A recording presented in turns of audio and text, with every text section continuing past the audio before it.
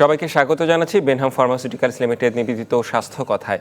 আমরা প্রতিদিন স্বাস্থ্য বিষয়ক নানা আলোচনা করি। সপ্তাহের এই দিনটাতে আমাদের আজকের আলোচনার বিষয় যেটি আমরা এই করোনা ভাইরাস এই মহামারীর সময় যেটা আমরা ঠিক করেছি যে করোনা ভাইরাস নতুন ধরন, উপসর্গ ও করণীয়। করোনা ভাইরাসের যে নতুন ধরন আসছে, নতুন উপসর্গ দেখা দিচ্ছে এবং এই বিষয়ে করণীয় কি সেই বিষয়ে আমরা আলোচনা করব।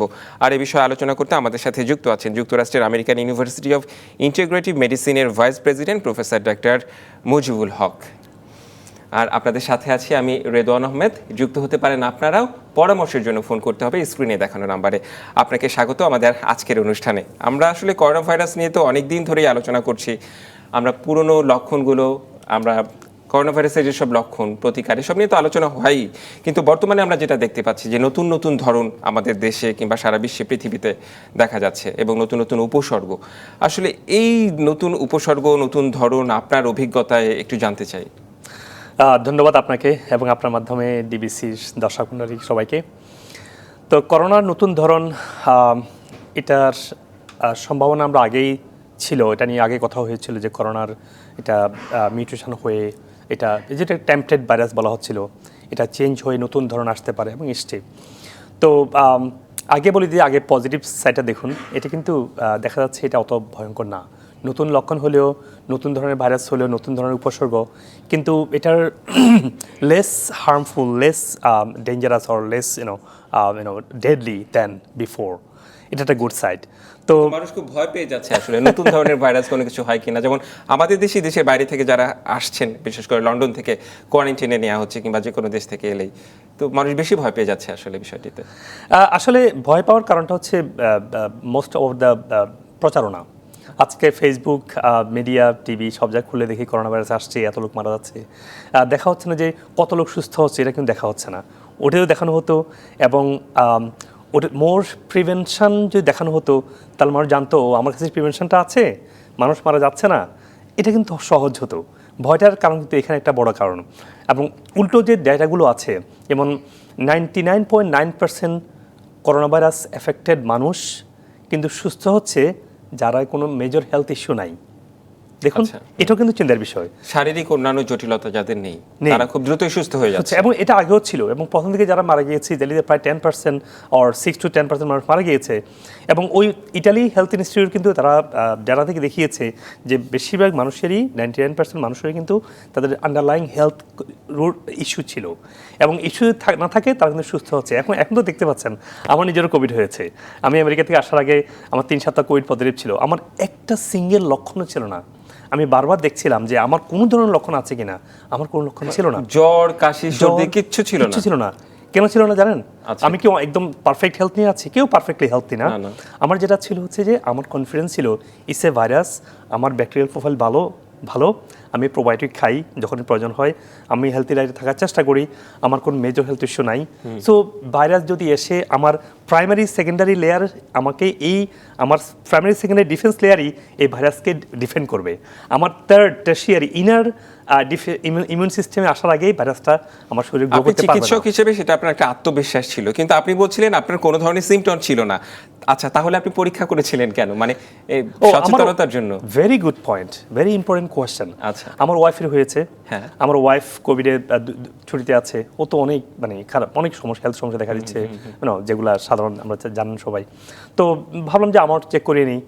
এরপরে ওই দিনও শুক্রবার ছিল, আজকে শুক্রবার, আমি যখন চেক করতে গেলাম আমার পজিটিভ। আমি বললাম রিয়েলি? আমি 100% সিমটম ফ্রি কোভিড পজিটিভ। আমি শুনেছি হয়তো কোথাও আমি নিজেকে তখন দেখতে পেলাম আর কি। এরপর আমি আর 2 জায়গায় টেস্ট করিয়েছি to make sure I have a covid virus, and আমার ছিল না। আপনার অভিজ্ঞতা দিয়ে নিশ্চয়ই দর্শকও অনেকেই উপকৃত হবেন, কারণ অনেকের স্বজনদের কোভিড পজিটিভ থাকে কিন্তু তাদের কোনো সিমটম থাকে না, তারা পরীক্ষা করে না। নিশ্চয়ই দর্শকরা উপকৃত হবেন। আচ্ছা, আমরা একটু মূল আলোচনা দেখে যেতে চাই যে আপনি যে নতুন ধরনের যে ভাইরাসের নতুন ধরন, করোনা ভাইরাসের উপসর্গ, এগুলো নিয়ে তো চিন্তা তেমন কোনো কিছু নাই। আপনি প্রথমেই যেটি বললেন, বর্তমান সমসাময়িক সময়ে আপনি তো যুক্তরাষ্ট্রেও আছেন দীর্ঘদিন ধরে, বাংলাদেশেও এসে দেখছেন, আসলে কি পার্থক্য দেখছেন এই দুই দেশের মধ্যে? বাংলাদেশের মানুষের ইমিউনিটি সিস্টেম কি ভালো তুলনামূলকভাবে? আমরা তো দেখি যুক্তরাষ্ট্রে অনেক মানুষ মারা যাচ্ছে, সেই তুলনায় আমাদের দেশে কম। দেখুন, আমাদের দেশে মৃত্যু হার কম। কাদের মধ্যে কম জানেন? কাদের মধ্যে? যারা রাস্তাঘাটে হাঁটছে, যারা করোনা ভাইরাস কি সেটা জানেও না, জানার চেষ্টাও করে না। একদমই পরিশ্রমী মানুষ। পরিশ্রমী মানুষ যারা এটা নিয়ে টেনশন করে না, যে যারা ভাবে যে এটা তো আমার কাছে আসবে, এটা বড় লোকদের ভাইরাস। আমি কথা বলেছি যে আপনার মাস্ক পরেন না, বলে কিন্তু বড় লোকদের ভাইরাস, আমাদের কি হবে। এবং সত্যি তাই হচ্ছে। এই যে ইমোশনাল যে ডিফেন্স, ইমোশনাল যে স্ট্রেংথ যদি থাকে না, মানে total hormonal balance, hormonal profile, overall digestion system, body total physiology change হয়ে যায়। তো ইমোশনাল একটা বিশাল ব্যাপার আমাদের বাংলাদেশের মানুষের মধ্যে, তারা মানসিকভাবে খুবই স্ট্রং, এটা একটা ইমোশন। নাম্বার 2 হচ্ছে যে খাবার। আমেরিকাতে যদিও আমরা স্বাস্থ্য ব্যবস্থার সবচেয়ে সর্বোচ্চ মেশিনারি, সর্বোচ্চ টেকনোলজি, সর্বোচ্চ মেডিসিন আছে, কিন্তু তারপরে কিন্তু আমাদের অনেক খাবার কিন্তু প্রসেসড ওখানে। তো প্রসেস খাবারটা এই গ্রাম বাংলার মানুষ কিন্তু প্রসেস খাবার তোরা খায় না। যদিও এখন দেখেছি, আমি গ্রামে গিয়ে দেখে আসছি, হার্ট ডিজিজ, ডায়াবেটিস ঘরে ঘরে চলে যাচ্ছে। তো কেন আমরা সেই একইভাবে প্রসেস খাওয়া শুরু করেছি। তো কিছু কিছু মানুষ যারা প্রসেস খাবার খায় না, যারা মেন্টালি স্ট্রং, যারা একবারে মাটির সাথে মিশে আছে, মাটির ন্যাচারাল মাইক্রোবায়োম, ব্যাকটেরিয়াল গুলো তাদেরকে এসে স্টেরিলাইজ করছে, যাদের শরীরের মধ্যে ইমিউন করছে, সেই ইমিউনিটিটা তাদের তৈরি হয়ে যাচ্ছে, ন্যাচারালি গ্রো করছে। আচ্ছা, আমরা একটু এখনকার সময়ের কথা বলি, যে দ্বিতীয় ঢেউ করোনা ভাইরাসের, এখন আসলে কি কি ধরনের উপসর্গ, এখন আসলে আপনারা চিকিৎসক হিসেবে কেমন দেখছেন আসলে সামনের আসলে সম্ভাবনায়, বা কতটুকু এটা ছড়িয়ে যাওয়ার সম্ভাবনা ডিপেন্ড করছে আমাদের উপরে। আমি এটা নিয়ে বেশি ফোকাস করি, এটা আমাদের জানা দরকার আমরা কোথায় যাচ্ছি। তো এটা আমাদের উপরে। আমরা প্রথম এই ডিবিসি চ্যানেলে আমরা তো অন্তত 10টা ইন্টারভিউ দিয়েছি করোনার প্রথম দিকে। আমি একটা কথা বারবারই বলেছি যে এই ভাইরাসটা আমরা যদি বুঝি ইটস এ অনলি ভাইরাস, এটা চিকেন ফক্সের মধ্যে ভাইরাস না যে আমাদের ভ্যাকসিন নিয়ে আমাদের ডিফেন্ড করতে হবে। এটা আমাদের ইমিউন সিস্টেমই, এটাকে ইমিউন সিস্টেম ভালো থাকবে, ভাইরাস আমাদের শরীরে গ্রো করতে পারবে না। তো আমরা যদি আমাদেরকে টেক কেয়ার করি, আমাদের স্বাস্থ্যকে সচেতন হই, যেটা আমরা না, আমাদের গভর্নমেন্টকে, আমাদের গভর্নমেন্ট যতটুকু করুক, আমরা পার্সোনালি যদি নিজেকে হেলথকে ইমপ্রুভ করি, খাবার, লাইফস্টাইল, ইমোশনাল দিকটা খেয়াল করি, তাহলে এই ভাইরাস আমাদেরকে থাকলেও আমাদের কোনো লাইফে কোনো এফেক্ট পড়বে না। কারণ দেখুন, পৃথিবীতে ভাইরাস সারা জীবন, এই যে ডেডলি ভাইরাস আরও এসছে, আরও আসবে, এখন আছে হাজার হাজার লক্ষ লক্ষ ভাইরাস এখনও ছড়িয়ে আছে আমার সামনে। আমরা কতবার পৃথিবীকে লকডাউন করব, কতবার আমরা এইভাবে ইকোনমিকে শেষ করে দেবো না? স্বাভাবিক জীবনযাপন তো করতে হবে। তো আমরা কিভাবে দেখছি এটাকে, আমাদের গভর্নমেন্টগুলো কি ডিসিশন নিচ্ছে তার উপর ডিপেন্ড করবে। আমরা কি অ্যান্টিবডি গ্রো করবো, আমরা ইমিউন হব, আমরা কি ফিউচার আরেকটা প্যান্ডেমিকের জন্য প্রিপেয়ার্ড হব কি হব না, এবং ঠিক আমাদের উপর ডিপেন্ড করছে। আচ্ছা, আমরা নর্মালি যদি বলি, সাধারণ যে উপসর্গগুলো, জ্বর, সর্দি, কাশি, এসবই তো উপসর্গ, এবং এসব হলেই আমরা টেস্ট করাতে যাই, অনেকেই টেস্ট করাতে যান। একটি বিষয় জানতে চাই যে এগুলো যাদের হয়, মানে এখনকার সিচুয়েশনে টেস্ট করাটা জরুরি কি না, মানুষের এই সচেতনতার দিকটা কিন্তু এখন অনেকে দেখি যে জ্বর হলে না পা খেয়ে 2 দিন পর ভালো হয়ে যাবে, টেস্ট করতে যাব না, মানে তার টেস্ট করতে যাওয়ার প্রবণতা আসলে কম অনেকের মধ্যেই দেখি। এটা কি আসলে উচিত? হ্যাঁ, এটা উচিত, আবার উচিত না। দেখুন, আমেরিকাতে যেটা আছে, আমেরিকাতে আপনি চাইলে ফিউ আওয়ার্সের মধ্যে অ্যাপয়েন্টমেন্টটা নিয়ে, ইভেন অ্যাপয়েন্টমেন্ট ছাড়াও ড্রাইভ থ্রু করা যায়, এবং অ্যাপয়েন্টমেন্ট নিয়েও আপনি ড্রাইভ থ্রু কোভিডটা টেস্ট করি উইদিন 1 আওয়ার আপনি রেজাল্টটা পাচ্ছেন। তো বাংলাদেশে তো সবার জন্য সম্ভব না, এটাও দেখতে হবে। বাংলাদেশে একটা মানে বিগ স্পেকট্রাম মানুষ আছে, কেউ একদম অসম্ভব, কেউ গরিব, কেউ ধনী, কেউ ডিফারেন্ট লাইফের, কারো বাড়িগুলো হচ্ছে আমেরিকা, দেখি বাংলাদেশের মধ্যে ছোট্ট একটা আমেরিকা। তো ডিপেন্ড করে কার কী অবস্থায় আছে। তো আমি বলবো অবশ্যই জরুরি, যদি সম্ভব থাকে যে কোনো ধরনের উপসর্গ দেখা দেওয়াটা যুক্ত না, আপনি নিজেকে কোয়ারেন্টাইন করলেন, আড়াল করলেন, আপনি তো কাউকে ছড়ানোটা চান না, একদমই চাই না।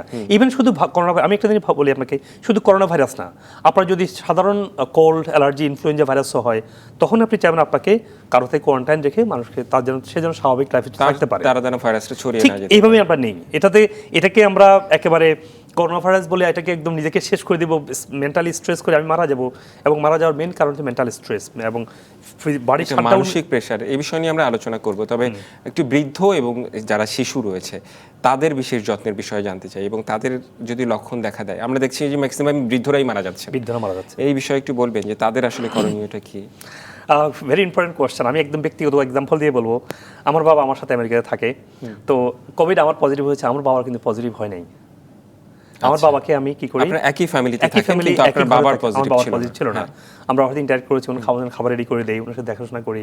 হ্যাঁ, আমার একটা বাসায় থাকে, তো দেখেছি তাহলে কোথায় আমাদের বৃদ্ধরা কেন মারা যাচ্ছে, আমার বাবার কেন হয়নি। আমার ঘরে কোভিড হওয়ার পরে, কোভিড তো আপনারা জানেন, কোভিড তো হচ্ছে এটা এয়ার বর্ন, এটা বাতাসে ভেসে বেড়াতে পারে, তাহলে একই ঘরে থাকি, একই খাবার খাই, হয়নি কেন? কারণ আজকে বৃদ্ধ লোক যখন হয়, তাদেরকে যেভাবে পেইন কিলার দেওয়া হয়, তাদেরকে কথা কথা অ্যান্টিবায়োটিক দেওয়া হয়, তাদেরকে যে ফাউন্ডেশনাল যে ডেফিসিয়েন্সি আছে, এটাকে যখন ফিল আউট করা না হয়, বৃদ্ধ মানুষগুলো সহজে কষ্ট করে মৃত্যুবরণ করে। আমরা চেষ্টা করি বৃদ্ধ মানুষ যেন এভাবে মৃত্যুবরণ না করে। আমার বাবা যখন, আমি একটু কথাটা বুঝিয়ে বলি, আপনার তাহলে বুঝতে পারবে, আমার কথার মধ্যে আপনার অ্যান্সারটা পেয়ে যাবেন। আমার বাবা যেন আমেরিকাতে যায়, উনি 20-25টা মেডিসিন নিয়ে আমেরিকাতে যায়। আমি তো দেখে অবাক যে কীভাবে কী করব। আমি জানি কী করতে হবে, তবু একটু ভয় পাচ্ছিলাম। আমার বাবা তো মন থেকে আসে যে একটু হেল্প করি। তো দেখুন, এতগুলো রোগ, এখন উনি উইদিন 3 মান্থসের মধ্যে সবগুলো মেডিসিন থেকে বেরিয়ে আসছে।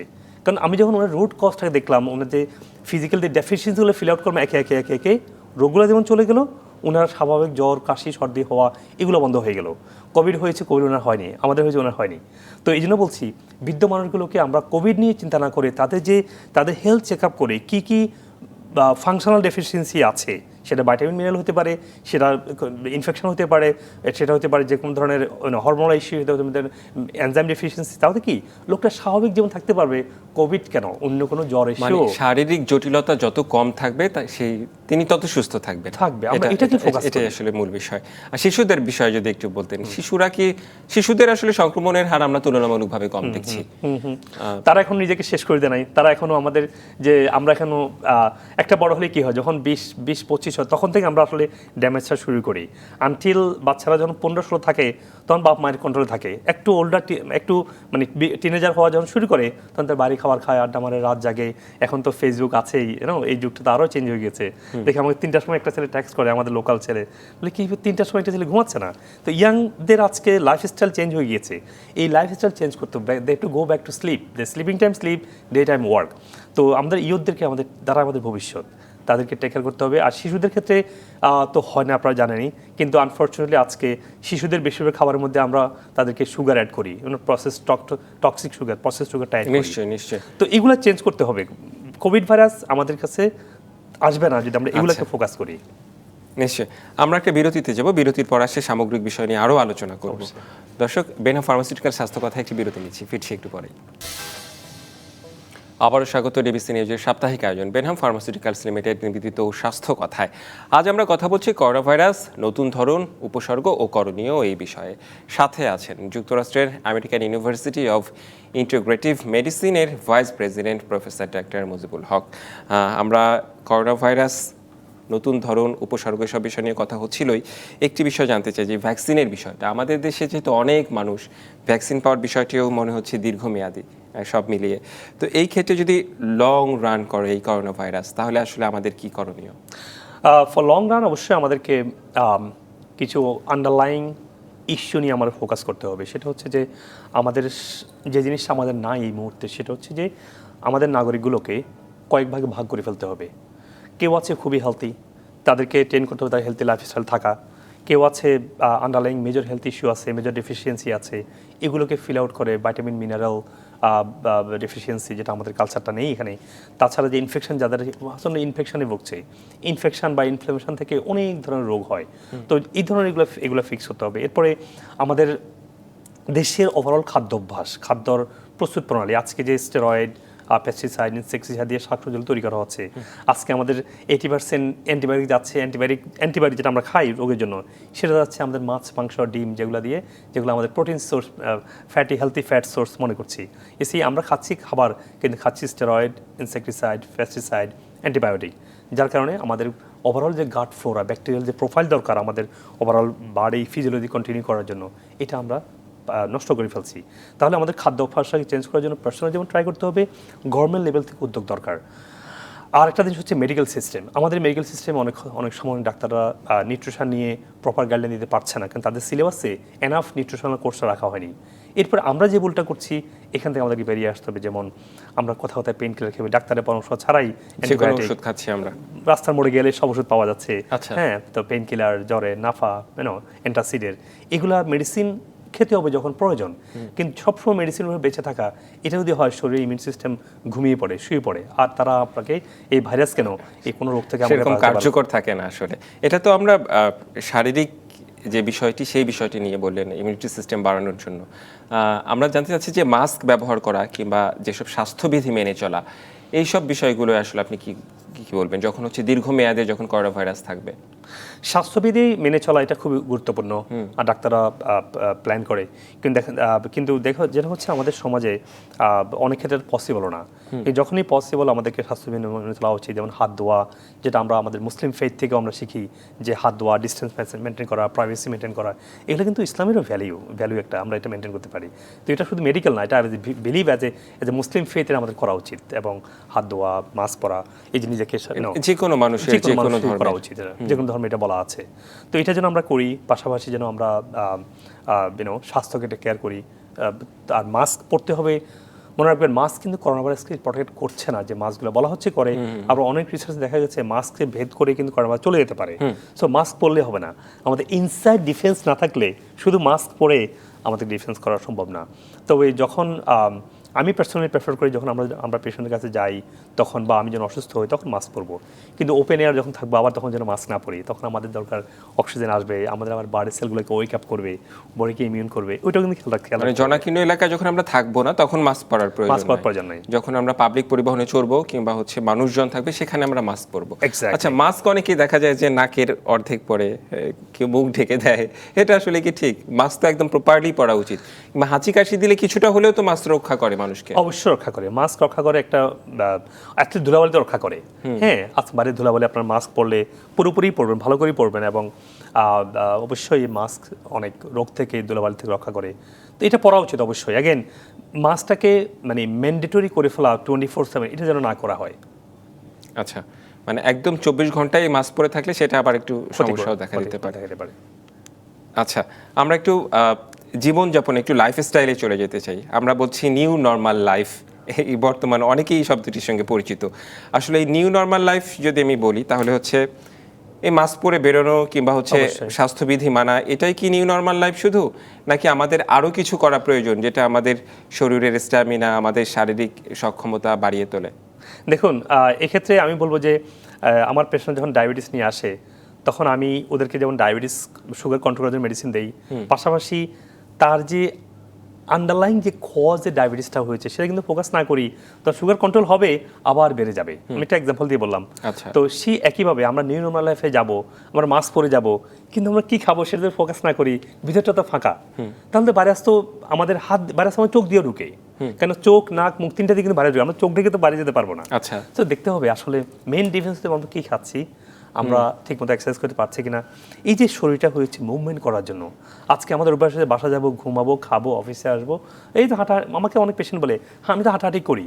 তো হাঁটাহাঁটি, এই হাঁটাহাঁটি না, body need heat exercise, body need মানে আমাদেরকে ঘাম ঝরানো এক্সারসাইজ অল্প হলেও সপ্তাহে 3-4 দিন হলেও করতে হবে। এখন আনফর্চুনেটলি ঢাকা শহরে আমাদের মাঠের এত অভাব, আমি জানি না কখন আমরা এটা পূরণ করতে পারবো। সরকারকে এই দেশটা কিন্তু, ঢাকা শহর কিন্তু বড় হচ্ছে, আমরা চাইলেই কিন্তু কোনো একটা স্পেস বের করতে পারি, এলাকাভিত্তিক পার করা, এটাকে পলিউশন মুক্ত এয়ার করা, পানি পলিউশন মুক্ত পানি। হ্যাঁ, তো এগুলো কিন্তু করতে হবে আলটিমেট লং রানের জন্য, শুধুমাত্র মাস্ক পরলে হবে না। আচ্ছা, এটা দীর্ঘমেয়াদী চিন্তা ভাবনা করে আসলে করতে হবে। আমরা বাহ্যিক বিষয়টা জানছিলাম যে মানে স্বাস্থ্যবিধি মানার, একটু খাদ্যাভ্যাসের বিষয়টা আমরা জানতে চাই। ভিটামিন সি অনেকেই বেশি খেতে বলেন, কিংবা হচ্ছে আরও অনেক কিছু, অনেকেই দোকান থেকে প্রচুর সিভিট আমরা দেখি যে নিয়ে খান। আসলে এই খাদ্যাভ্যাসের বিষয়টা একটু বলবেন? হ্যাঁ, এখানে অনেক ধরনের কনফিউশন আছে আমাদের খাদ্যাভ্যাসের মধ্যে। আসলে নন নিউট্রিশনাল পিপল নিউট্রিশন নিয়ে কথা বলছে অনেকেই। হ্যাঁ, আপনারা জানেন আমি হার্ভার্ড ইউনিভার্সিটি নিউট্রিশন নিয়ে পড়াশোনা করেছি। তো যার কারণে আমার নিউট্রিশনের যে নলেজটা হয়েছে, আমি মাঝে মাঝে আমি ভয়ও পাই, কষ্টও পাই মানুষের নিউট্রিশনিস্ট না হয়ে নিউট্রিশন নিয়ে কথা বলা, যার কারণে আমাদের মানুষগুলো কনফিউজড। আজকের অবাধ তথ্য প্রবাহের যুগে সব জায়গায় বলছি এটা খাও, এটা করো, এটা খাও, এটা করো না, এই যে একটা মিসলিডিং এনভায়রনমেন্ট এখান থেকে বেরিয়ে আসতে হবে। সেটার জন্য কি, যেমন আপনার ভিটামিন সি হতে হবে আমাদের ফ্রেশ শাকসবজি অথবা ফ্রেশ ফ্রুটস। অফকোর্স আপনারা জানেন আমলকি এবং অরেঞ্জের সাইট্রাসে বেশি থাকে, এটা আমরা সবাই জানি।